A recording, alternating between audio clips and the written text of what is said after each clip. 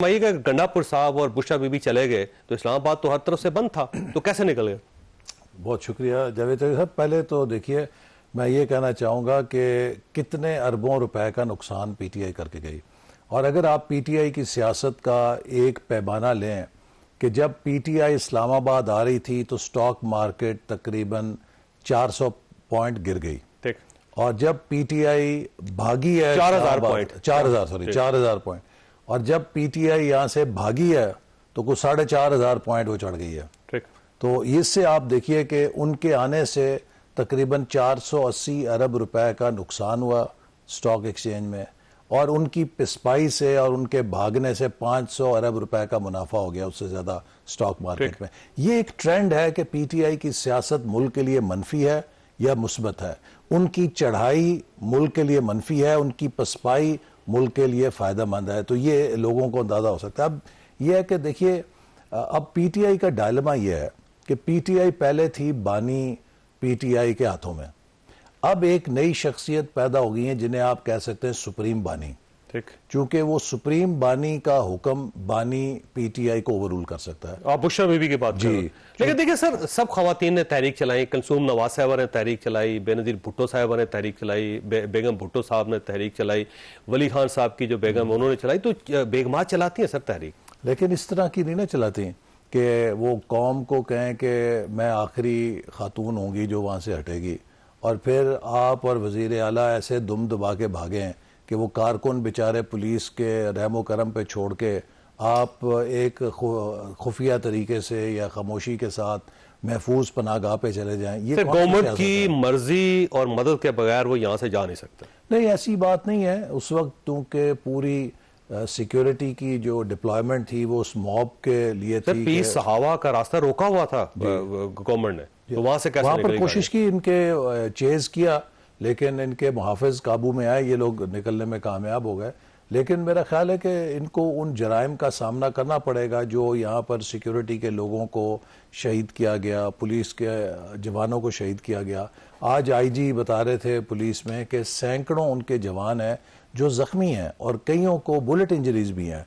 तो ये तो एक मुसल्ला जत्थे के तौर पर आए थे जिनका मकसद था कि इस्लामाबाद में एक ये कत्लो गारत गरी का बाजार गर्म करें, यहाँ से कोई 200-400 जनाजे उठा के लेके जाएं। अब ये जो कह रहे हैं कि जी 278 बंदे मर गए और हम हर एक को 1 करोड़ रुपया देंगे, तो मेरा ख्याल है कि ये वजीर आला ने अपनी फंड रेजिंग का एक खाता खोल लिया है कि 278 बंदों के हिसाब से 1-1 करोड़ रुपए के चेक इशू करेंगे और 2 अरब 78 करोड़ रुपया जेब में डाल लेंगे या पीटीआई के फंड में चले जाएंगे। तो ये इस तरह के झूठे अफसानों से अपनी सिर्फ खिफत को बचाने के लिए, वो शर्मिंदगी से बचने के लिए कि ये मौके से भाग गए, और फिर ये जब भागे तो इनके कारकुन भी पिस्पा हुए और वो भी दौड़े लगा के भागे।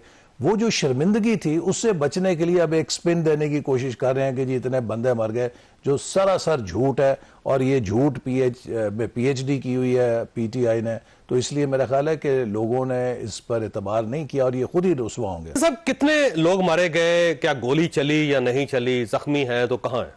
देखिए, कोई इसमें हकीकत नहीं है। जो लोग शहीद हुए वो सिक्योरिटी फोर्सेस के हैं, रेंजर्स के जवान शहीद हुए, पुलिस के जवान शहीद हुए, और वो इनके सफ़ों के अंदर मुसल्ला लोग थे।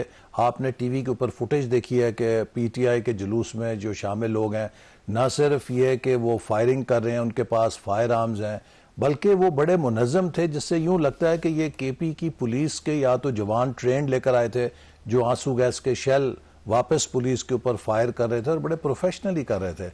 ये दरअसल एक सूबे की का ऐलान बगावत था वफाक के खिलाफ और दूसरे सूबे के खिलाफ, और ये इसलिए एक टेस्ट केस बनना चाहिए कि अगर इस पे कोई नरमी बरती गई तो कल को कोई और सूबा जो है उसका वजीर आला अपने मुतालबात के लिए एक लश्कर लाएगा। हम कोई 8वीं या 6ठी सदी की एक रियासत बन जाएंगे कि जिसका जितना बड़ा लश्कर है वो दारुल खिलाफे पे कब्जा करे और अपनी मनमानी करे। गंडापुर साहब को गिरफ्तार होना चाहिए, आपका ख्याल है? मेरा ख्याल है कि ये जो इनके जराइम है इसके ऊपर इनके मुकदमात होने चाहिए, और जितने पुलिस के अहलकार शहीद हुए हैं उनकी बराह रास्त जिम्मेदारी पीटीआई की क़यादत के ऊपर जाती है कि जिन्होंने अपने लोगों को उकसाया, मुश्तिल किया उनकी फायरिंग से, और उनके ज़रिए ये शहादतें हुई सिक्योरिटी के लोगों की। और इनके जो कारकुन हैं, आप देखिए कि वो पुलिस के रहमो करम पे छोड़कर जेलों में, अब 9 मई को क्या हुआ? इमरान खान साहब एक तरफ, बुशरा बीबी एक तरफ, कई स्टूडेंट थे जिनको इन्होंने बलवे पे लगाया, उनका तालीमी कैरियर तबाह हो गया। कई कारोबारी लोग थे, दुकानदार थे या आम मिडिल क्लास के लोग थे, उनके कैरियर्स तबाह करा दिए, उनको जेलों में डलवा के, खुद मजे से बैठे हुए हैं। लेकिन सर देखिए, आप मुकदमे बहुत बना रहे हैं, आज भी 8 नए मुकदमे बने हैं, लेकिन जब गंडापुर को गिरफ्तार होने का वक्त आता है तो आप उनको बिल्कुल सेफली वापस जाने लगते हैं, बल्कि वो 12 जिले फिर के घूम के पेशावर पहुंच जाते हैं और आप उनको गिरफ्तार नहीं करते। इस बार अगर गंडापुर साहब इस्लामाबाद आए, ऑफिशियल मीटिंग के लिए भी आए, तो क्या आप उनको गिरफ्तार करेंगे? ये उसके ऊपर डिपेंड करता है कि उनके मुकदमों में अगर उनकी दरकार दहशतगर्दी के मुकदमे हैं। जी, उनकी अगर मतलूब होंगे तो यकीनन जो कानून है वो अपना रास्ता लेगा। लेकिन मैं समझता हूं कि इस वक्त तो मेरे नज़दीक ज़ाती राय में जो केपी की हुकूमत है वो एक मुल्क के लिए ख़तरा बन गई है। इसलिए कि आप देखिए, कुरम के अंदर, पारा चिनार के अंदर तकरीबन 100 हलाकतें हो चुकी हैं और वो एक मैदान जंग बना हुआ है। आप मुझे बताइए कि वज़ीर आला का कोई ध्यान है, कोई वहां पर काबीना का कोई ध्यान है, कोई उनके एजेंडे पर है कि हमने कुरम के अंदर, पारा चिनार के अंदर अमन कायम करना है? उनके अपने जो जिले हैं साउथ के, वहां पर शाम के बाद लोग कहते हैं कि जी लोग घरों में चले जाते हैं, कोई बाहर नहीं निकल सकता। जिस सूबे के अंदर लॉ एंड ऑर्डर की ये सूरत हाल हो और उस सूबे की हुकूमत कई महीने से या हफ्तों से सिर्फ इस बात की प्लानिंग कर रही हो कि हमने इस्लामाबाद पे चढ़ाई कैसे करनी है, मेरा ख्याल है कि वो अपना हक हुक्मरानी कायम नहीं रख सकती, लोगों को तहफ़्फ़ुज़ नहीं दे सकती। मेरी जाती राय में इसका फैसला सीनियर लीडरशिप ने करना है। मेरा ख्याल है कि अगर हमने खैबर पख्तूनख्वा के लोगों को तहफ़्फ़ुज़ देना है, उन्हें उस आग से बचाना है जिसमें कि पीटीआई ने उन्हें झोंक दिया है, चाहे वो पारा चिनार कुरम है, चाहे वो साउथ डिस्ट्रिक्ट्स हैं, चाहे वो न्यूली मर्ज डिस्ट्रिक्ट्स हैं, तो इस हुकूमत के साथ तो ये काम मुमकिन नहीं है कि वहां अमन हो सके। इनके तो और मशागल, गवर्नर राज के अलावा ऑप्शन कोई नहीं जी, मेरे नजदीक तो इसके अलावा कोई और ऑप्शन नहीं है। इसके ऊपर जरूर हमारी क़यादत को सोचना चाहिए। और आपका मुतालबा है ये बेसिकली? मैं जाती मेरी राय ये है कि अब it is a fit case, एक सूबाई हुकूमत नारकी करे, एक सूबाई हुकूमत वफाक के ऊपर चढ़ाई करे, एक सूबाई हुकूमत अपने लोगों के जान और माल के तहफ़्फ़ुज़ में मुकम्मल तौर पे नाकाम हो जाए, उसके अपने सूबे में जंग लगी हो, कत्ले आम हो रहा है, उसको कोई उससे परवाह ही नहीं है, तो ऐसी हुकूमत को बरकरार रख के तो आप खैबर पख्तूनख्वा में मजीद आग और खून की होली को कितनी देर और दहशत गर्दी को पनपने का मौका दें? अच्छा, गंडापुर साहब का ऐलान है कि ये तहरीक खत्म नहीं हुई और ये धरना जारी है और मुझे लगता है वो दोबारा आएंगे, और अगर अगली मर्तबा आए तो फिर क्या करेगी गवर्नमेंट?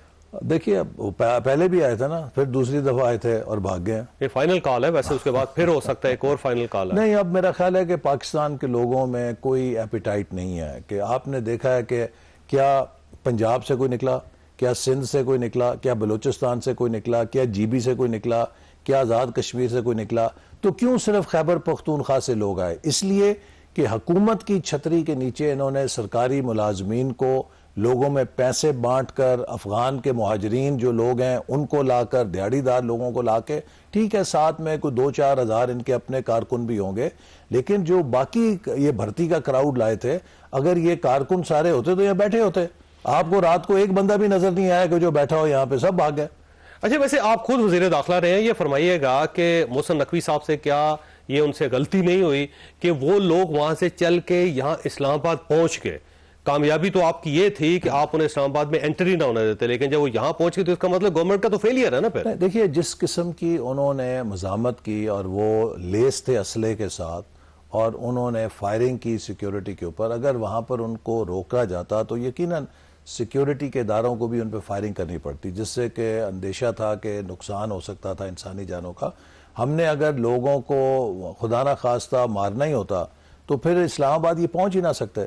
हमने तो इसलिए इनको ये एक काइंड ऑफ सेफ पैसेज कह लीजिए इन्हें मिला कि हुकूमत ने रिस्ट्रेंट का मुजाहरा किया, और हम भी जानते थे कि ये यहाँ से जनाजे उठाने आए हैं, ये एहतजाज करने नहीं आए, ये अपनी साख को एक सहारा देने के लिए, सियासत को सहारा देने के लिए इसलिए आए थे कि हम यहाँ से कुछ लाशें उठाएं, जनाजे उठाएं और उसके बाद मजलूम बने। अल्लाह का शुक्र है कि ऐसा नहीं हो सका, बल्कि उल्टा ये बेइज्जत होके और बहुत ही जिसे कह लीजिए कि मज़ाका खेज तरीके से दौड़ते हुए यहाँ से भागे हैं, जिससे अब वो इनकी अपनी पार्टी में डिबेट शुरू हो गई है कि बगैर सोचे समझे इनकी अपनी क़यादत इन पर तनकीद कर रही है। ये किस किस्म की कॉल थी और किसने फैसले किए?